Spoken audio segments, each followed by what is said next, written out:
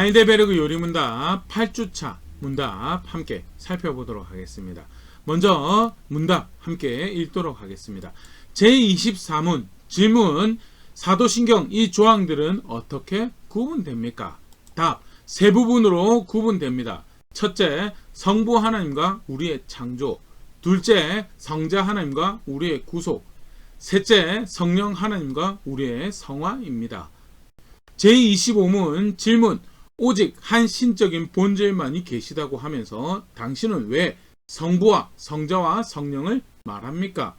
답: 왜냐하면 하나님은 말씀으로 자신을 그렇게 계시하셔서 구별되는 이 세 위격이 한 분의 유일한 참된 영원한 하나님이시라고 하기 때문입니다. 성경에 가르치고 있는 삼위일체 하나님에 대해서 특별히 사도신경이 그런 구조로 기록되어서 가르쳐지고 있죠. 우리가 지난 시간까지 그런 부분을 함께 살펴봤었는데요. 비참한 우리의 상태죠. 모든 인류의 상태에 대해서, 그리고 스스로 구원할 수 없는, 대가를 지불할 수 없는 상태에 있기 때문에 중보자가, 구원자가 필요하다는, 하나님께서 사람이 필요한 구원자를 보내주시고 그분이 예수님이다라는 거에 대해서, 그 예수님을 믿는 사람이 구원을 받는 것이고, 그를 믿는다고 할 때 믿어야 될 상황에서 어떻게 가르치고 있는 게 성경에서 가르치고 있죠. 그러나 그것을 우리 선배님들이, 믿음의 조상들이 간략하게 잘 정리한 내용이 사도신경이고, 기본적으로 성경을 믿는다라고 할 때 이런 내용들을 믿는다라고 하는 것입니다 라는 것에서 정리해 놓은 내용이 사도신경이고, 사도신경의 구조에 대해서 이제 간단하게 소개를 하면서, 사도신경은 삼위의 하나님에 대해서 분명히 가르치고 있는 것에 대해서 소개를 하면서 그 성경이 가르치고 있는 삼위일체에 대해서 소개하고 있는 그런 문답인데요. 오늘 그 삼위일체에 대해서 함께 생각해 보도록 하겠습니다. 먼저 오늘 문답에서 봤지만요, 성경은요 유일한 하나님을, 유일신교라고 그러죠. 유일한 하나님을 가르치고 있습니다. 신명기 6장 4절 이스라엘아 들으라, 우리 하나님 여호와는 오직 유일한 여호와이시니. 하나님 백성을 구성하시면 처음부터 가르치셨던 것이 그거죠. 한 분 하나님이다. 한 분 하나님이고 그가 여호와다라는. 이사야 44장 6절 말씀입니다. 이스라엘 왕인 여호와, 이스라엘의 구원자인 만군의 여호와가 이와 같이 말하노라. 나는 처음이요 나는 마지막이라. 나 외에 다른 신이 없느니라. 나 말고 다른 신 없다라고. 나 말고 다른 신 없다라고. 구약에서만 그렇게 가르치신 것이 아니라 신약에서도 마찬가지입니다. 에베소 4장 6절 하나님도 한 분이시니 곧 만유의 아버지시라. 만유 위에 계시고 만유를 통일하시고 만유 가운데 계시도다. 신약, 구약에서도 그렇고요, 신약에서도 그렇고 기독교에서도 그렇고요, 하나님 한 분이라고 가르치고 있다래요. 그러면 하나님 한 분만 계시고 그럼 다른 잡다한 신들은 뭐냐라고 할 때 성경에서 가르치고 있는 바를 간략하게 살펴보면요, 먼저는 하나님 대적하는 대표적인 미혹하는 세력이 있다. 신적 존재, 하나님과 같은 신적 존재가 아니고요, 미혹하는 세력이고요. 요한계시록 12장 9절입니다. 큰 용이 내쫓기니 옛뱀 곧 마귀라고도 하고 사탄이라고도 하며 온 천하를 꿰는 자라. 그가 땅으로 내쫓기니 그의 사자들도 그와 함께 내쫓기니라 하면서, 용이라고, 큰 용, 다양한 이름에서 용, 옛뱀, 마귀, 사탄이라고 하는 존재가 있는 거예요. 그리고 그가 함께하고 있는 세력이 있는 거에 대해서 성경 분명히 소개를 하고 있고요. 분명한 것은 내어 쫓기는, 하나님에 의해서 내어 쫓기는 그런 존재로 소개되어 있지 다른 신은 아니다는. 물론 영적인 존재, 영적인 존재라고 이해는 하면 성경에서 그렇게. 요한복음 8장 44절 너희는 너희 아비 마귀에게서 났으니 너희 아비의 욕심을 너희도 행하고자 하느니라. 그는 처음부터 살인한 자여 진리가 그 속에 없으므로 진리에 서지 못하고 거짓을 말할 때마다 제 것으로 말하나니 이는 그가 거짓말장이요 거짓의 아비가 되었습니다. 진리의 하나님과 대치되는 그런 자리에서 모든 거짓의 출처가 되고 그것을 욕심으로 행하고, 그래서 해하고 죽인 진리를 거스르는 그 일을 하는 미혹하는 세력이 있다. 주충의 사단을 중심으로 해서 그런 미혹하는 세력이 있다고 성경은 분명히 가르치고 있다는. 아까도 이야기 드린 것 같은 다른 신이라고 이야기하고 있지는 않습니다. 성경 절대로 하나님이 참 신이고 유일하신 신이신 하나님에서 내어 쫓기는 그런 존재로 그러나 미혹하는 세력이 있음에 대해서 가르치고, 그러면 다른 신적 존재는 뭐냐? 다양한 이방 종교의 신들이 있죠. 예수님 당시만 하도록 그리스 로마 신들도 있고, 그리스 로마에서 흡입한 뭐 이집트의 신들, 뭐 아나톨리아 반도에 있는 다양한 여러 신들이 존재하는데, 그 신들은 도대체 뭐 하는 신들인가라고 할 때 이사야 44장 15절 17절 간단하게 설명합니다. 이 나무는 사람이 땔감을 삶는 것이거늘 그가 그것을 가지고 자기 몸을 덥게 하기도 하고 불을 피워 떡을 굽기도 하고 신상을 만들어 경배하며 우상을 만들고 그 앞에 엎드리기도 하는구나. 만들어낸 신이다라는 거. 16절 그 중에 절반은 불에 사르고 그 절반으로는 고기를 구워 먹고 배불리며 또 몸을 덥게 하여 이르기를 아 따뜻하다 내가 불을 보았고다 하면서 그 나머지로 신상 곧 자기의 우상을 만들고 그 앞에 엎드려 경배하며 그것에게 기도하여 이르기를 너는 나의 신이니 나를 구원하라 하는도다 하는, 굉장히 이렇게 이스라엘 백성들이 하는 이야기, 얼마나 어리석은 행위인가에 대해서 낱낱이 고발하면서 하시는 말씀인데요. 땔감으로 쓰고 몸을 덮게도 하고 그 고기로 굽고 하는 그 동일한 나무를 신으로 만들어 섬기는 주체가 누구냐? 그 신이 존재해서가 아니고 사람이 자기 욕심을 위해서 자기 욕심을 이루어줄 뭔가 기대 존재를 만들고 거기에 엎드려서 우리를 축복하라, 우리를 구원하라라고 한다는, 그게 다른 신의 정의다라는, 니들이 사람이 만들어낸 신이 그런 신적 존재가 있는 것이 아니다. 그리고 그 저변에는 누가 활동을 해요? 미혹하는, 하나님을 거스르도록, 사람이 하나님을 거스르도록 미혹하는 존재가 있는, 결국 자기 욕심을 쫓아서 에베소서 2장 이야기하는 것처럼 불순종의 아들들 가운데 역사하는 영이 하나님의 만물의 창조주이고 결국 그에게 모든 감사와 영광을 돌려드려 하나님을 저버리고 불순종하도록 만드는 그 일에 앞장서고 있는 영이 미혹해서 만들어낸 신들이 뭐냐? 그게 다른 신이라고, 소위 말하는 다른 신이라고 일컬어진 존재들이다라는 거. 실제로 그것들이 뭐 미혹하는 세력이 역사에서 하는 그 모든 것에 그 권위는, 그거는 누가복음 4장 6절에 그렇게 표현합니다. 이르되 이 모든 거와 그 영광을 내가 너에게 주리라. 이것은 내게 넘겨준 것이므로 내가 원하는 자에게 주노라. 사단이 예수님의 시험하면서 내가 너에게 줄 권위가 있다라고 이야기하고, 그리고 어떤 세력을 가지고 있는 정황을 보여주는데, 이거는 뭐라고요? 내게 넘겨준 거라. 누가 넘겨준 건가? 하나님이 넘겨준, 하나님 넘겨준 게 아니죠. 누가 넘겨줬어요? 원래 그 권위를 가지고 있던 아담이 주도적으로 자기가 그 권위와 책임을 수행하면서 하나님의 형상으로서 이 땅에서 살아내야 될 모습을 저버리고 그 권위를 넘겨줘 버렸죠. 불순종하면서 사단을 섬기는, 그 앞에 엎드리는 행위를 통해서 권위를 넘겨줘 버렸고, 그걸 통해서 다른 신이라는 것들이 만들어지고 어느 정도의 미혹하는 신령한 일들을 만들어내며 뭔가 하나님 말고 구원을, 은총을 의거할 만한, 기도할 만한 뭔가 대상이 있는 것처럼 하는데 사실은 미혹하는 세력이 속이는 것이고 다른 신이 존재하는 것은 아니고, 성경은 분명히 이야기합니다. 한 유일한 신 하나님밖에, 세상은 그로 인해서 근거해서 근원의 하나님부터 출발해서 모든 것이 존재하고 있고, 하나님 다른 신을 만든 적이 없죠. 다른 신을 만든 건 사람이고, 사단이 미혹하는 영이 거기서 역사하는 것에 열심히 자기가 원하는 것을 하며 살아가는 사람이 만들어낸 것이 성경에서 분명히 가르치는 거예요. 다시 오늘 내용을 돌아가서, 그렇게 성경은 유일하신 하나님을 가르치고 있다는, 그러나 동시에 잘 기억해야 됩니다. 유일하신 하나님, 삼위일체라고 일체인 하나님이죠. 유일하신 하나님인데 삼위의 하나님이 계신다는, 세 위격을, 인격을 가지고 계신 하나님이 계시는데요. 대표적인 게 성부 하나님이 주도적인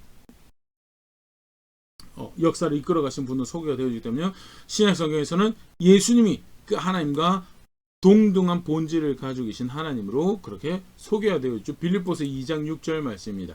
그는 근본 하나님의 본체시나 하나님과 동등됨을 취할 것으로 여기지 아니하시고, 본질적으로 하나님과 본체고 하나님과 동등된 존재로 예수님이 소개가 되어지고 있다는 거예요.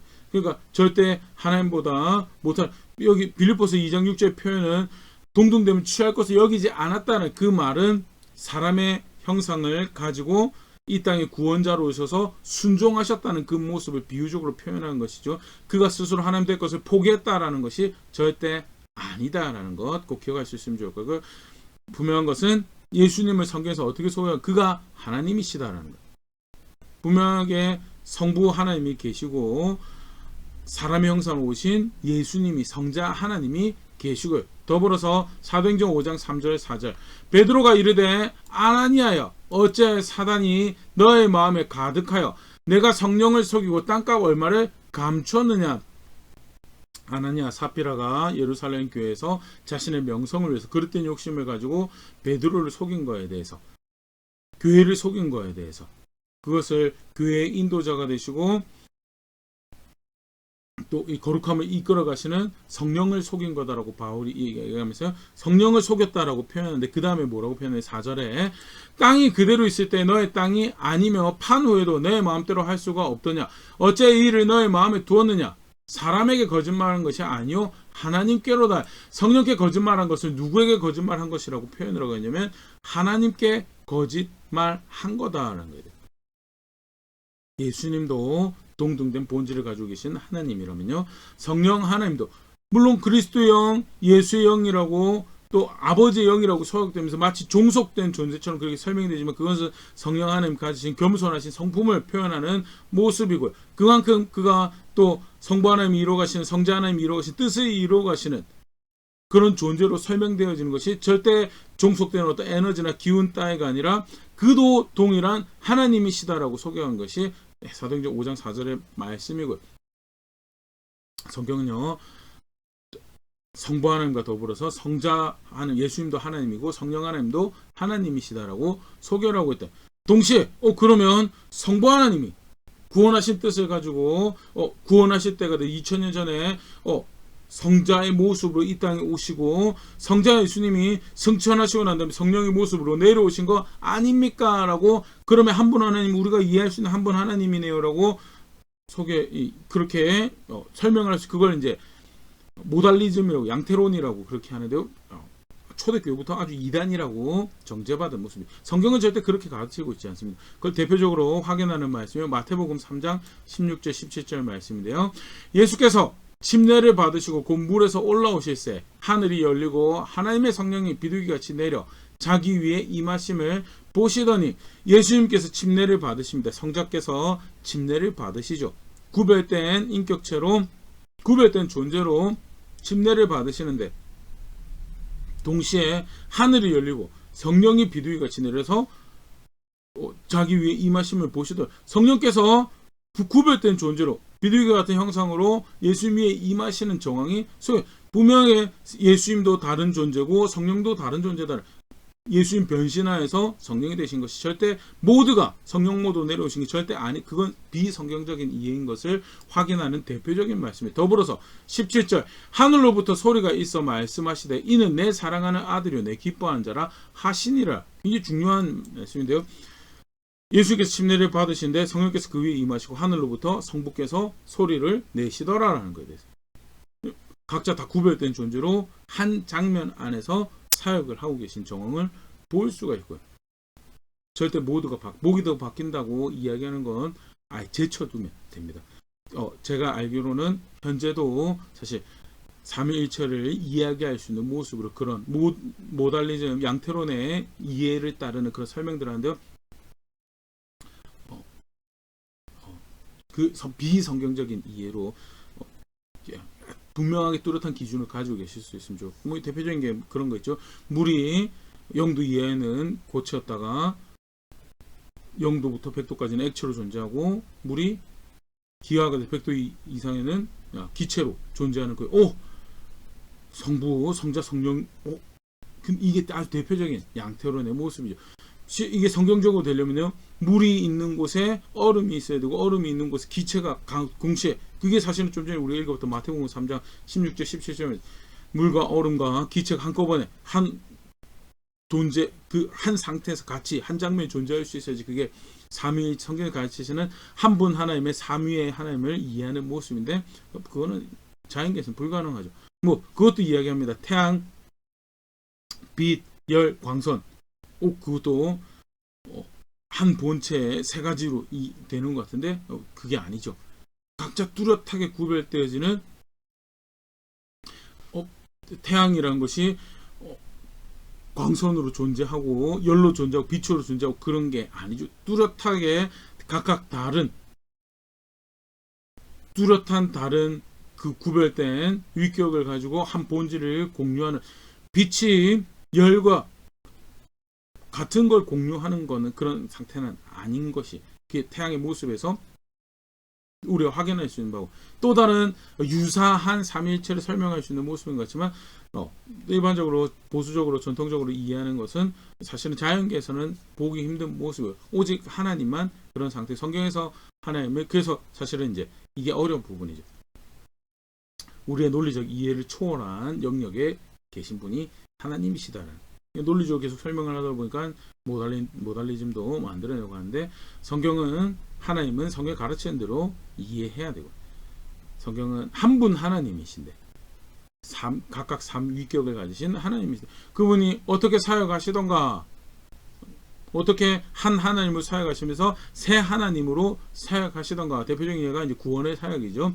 요한복음 3장 16절, 하나님이 세상을 이처럼 사랑하사 독생자를 주셨으니 이는 그를 믿는 자마다 멸망하지 않고 영생을 얻게 하려 하심이라 하세요. 성부 하나님이 뜻을 정하셔서 구원을 베푸시기로 합니다. 그래서 누구를 보내시죠? 아들 예수님을 보내서 그를 믿는 자를 멸망하지 않게 하겠다고 간략하게 구약의 약속들을 함축적으로 소개하고 있는 말씀인데요. 분명하게 뜻을 정해서 아들을 보내시는 하나님이 계셔요. 요한복음 3장 16절처럼 독생자를, 하나밖에 없는 아들을 보내주셨다라고 하면 최선을 다해 자기를 내놓은 것보다 더 과격하게 자기 전부를 내놓았다는 표현으로 학자들이 이해를 하는데요. 그럼에도 불구하고 성부 하나님이 십자가에 매달리신 것이 절대 아니죠. 아들을 보내신 아버지가 계시다면요, 그 아버지의 말씀대로 오셔서 죽으시고 다시 사신 예수님이 계시죠. 고린도서 15장 3절 4절, 내가 받은 것을 먼저 너에게 전하였노니 이는 성경대로 그리스도께서 우리를 위하여 죽으시고 장사 지낸 바 되었다가 성경대로 사흘 만에 다시 살아나사 말씀을 주시고 그 예정하신 뜻을 이루어 가시는 아들을 보내시는 아버지가 계신다면요, 그 아버지의 말씀 따라서 우리의 죄를 위해서 죽으시고 다시 살아나신 예수님이 계시더라는 거예요. 아버지가 계시고 아들이 계시고, 그러나 한 인류의 구원을 위해서 그렇게 함께 사역하시던 유기적인 연합 가운데 아름다운 그 거룩하신 뜻을 이루어 가시던 그 성령께서는 어떻게 사역하시던가. 고린도전서 12장 3절, 그러므로 내가 너에게 알리노니 하나님의 영으로 말하는 자는 누구든지 예수를 저주할 자라 하지 아니하고 또 성령으로 아니하고는 누구든지 예수를 주시라 할 수 없느니라. 예수님 죽고 승천하시고 난 다음에 그 예수님과 그의 제자들 통해서 전해진 복음을 받아들었을 때, 그 예수님 소식을, 복된 소식을 들었을 때, 예수님이 그렇게 해서 우리의 주가 나의 주가 되셨습니다라고 고백하는 그 자체가 누구의 사역이고 누구의 은혜인가? 성령으로는. 고린도 교회 바울이 편지하면서 그렇게 이야기하죠. 영적인 거 좋아하는 사람 십자가에 예수님 못 믿더라는. 어떻게 하면 세상사 지혜롭게 살아가고 어떻게 하면 효율적으로 살아가는가 이야기하는 이방인들, 헬라인들, 그 십자가에 또 어리석은 것으로 봐서 미련한 것을 예수님 못 믿더라는. 그러나 구원을 얻을 자에게서는 그거는 하나님의 지혜고 하나님의 능력이다라는 것. 성령께서 은혜를 베푸셔서 그 하나님의 영이 역사하셔서 예수 그리스도를 주로 발견하고 하나님의 아들이, 하나님께서 보내주신 그 독생하신 구원자를 하나님의 아들로 보더라라는 것. 그게 성령의 사역이더라. 요한일서 4장 2절, 이로써 너희가 하나님의 영을 알지니 곧 예수 그리스도께서 육체로 오신 것을 신한 영마다 하나님께 속한 것이요 아버지의 말씀대로, 기록하신 말씀대로 오신 예수님을 그렇게 알고 그렇게 믿는 것이 성령의 은혜고, 성령이 개개인의 삶 가운데 베푸시는, 구원을 베푸시는 놀라운 역사라는. 마태복음 12장 28절, 그러나 내가 하나님의 성령을 힘입어 귀신을 쫓아내는 것이며 하나님 나라가 이미 너에게 임하였느냐. 성령께서 사역하시는 또 한 모습을 예수님께서 가장 소유하신 모습이죠.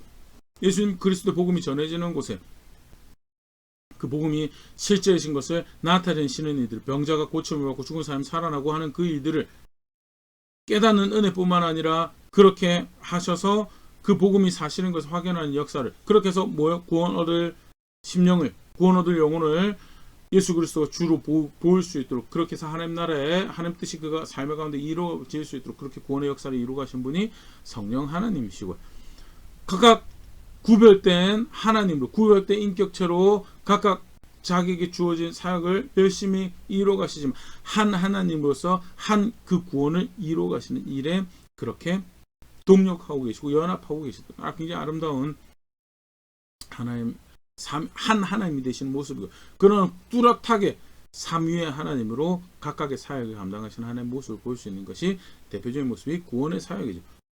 분명한 것은요, 초대교회 성도들이 그렇게 이해를 했고요. 그래서 그 삼위의 하나님은 어떤 분이시냐, 우리의 은혜의 근거다, 그리고 근원이시다는 고린도서 13장 13절, 주 예수 그리스도의 은혜와 아버지의 사랑과 성령의 교통하심이 너희 무리와 함께 있을지어다. 바울이 교회를 향해서 애틋한 마음으로 축복을 하고 또 이 전통을 이어받아서 이 고린도서 13장 13절을 축도로 사용하는 그런 교회들이 있죠. 삼위의 하나님이 예수 그리스도, 아버지 하나님, 성령께서 우리의 축복의 근거고 은혜의 근거다. 그가 베푸시는 은혜가 너희와 함께 바란다라고 이야기하는 것이 초대교회의 사도의 이해였고요. 삼위의 하나님은 그렇게 교회가 받아들였고 이해했던 성경적 하나님의 모습이다라는 것.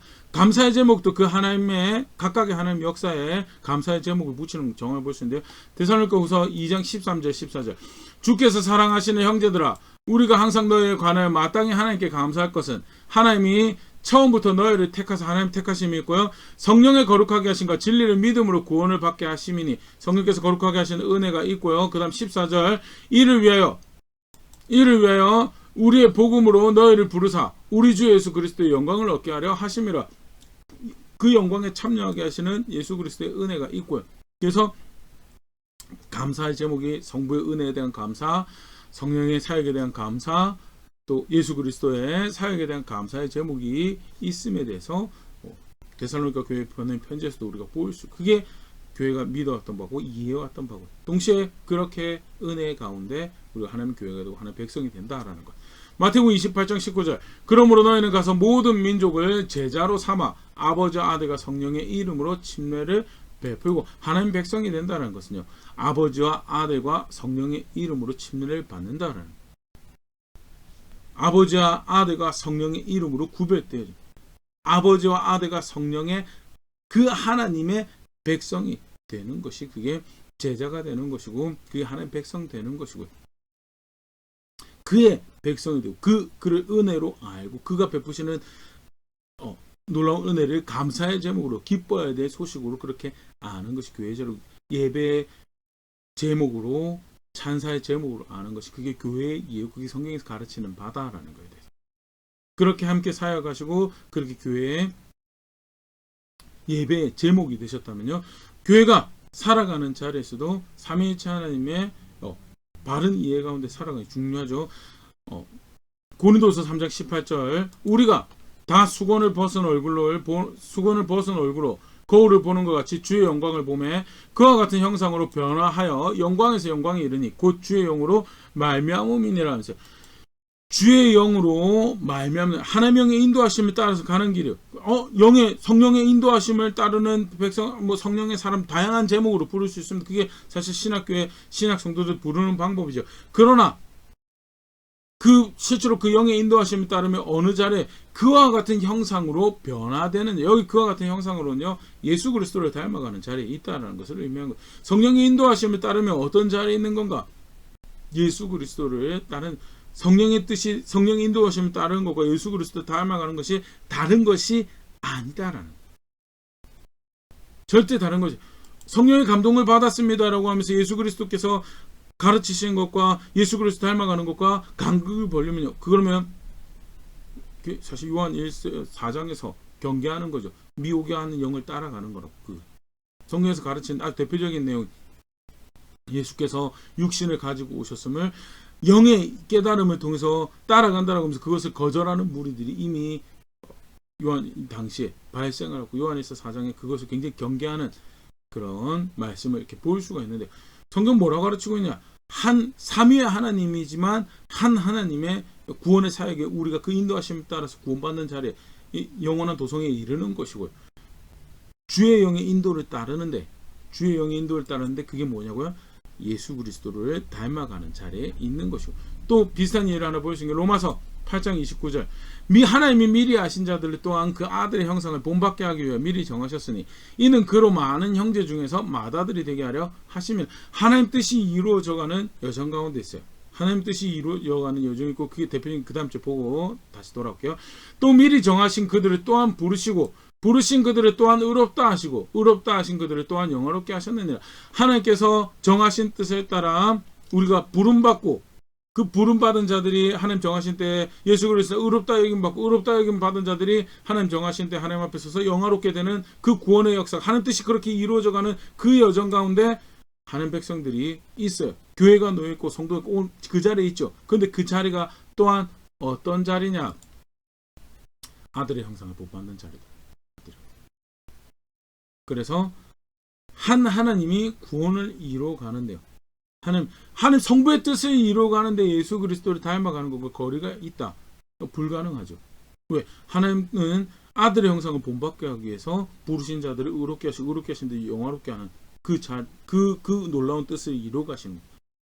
그 하나님 성부의 뜻을 존중한다라고 하는데 예수 그리스도를 닮아가는 게 없다? 그러면 그건 이상한 신앙이죠.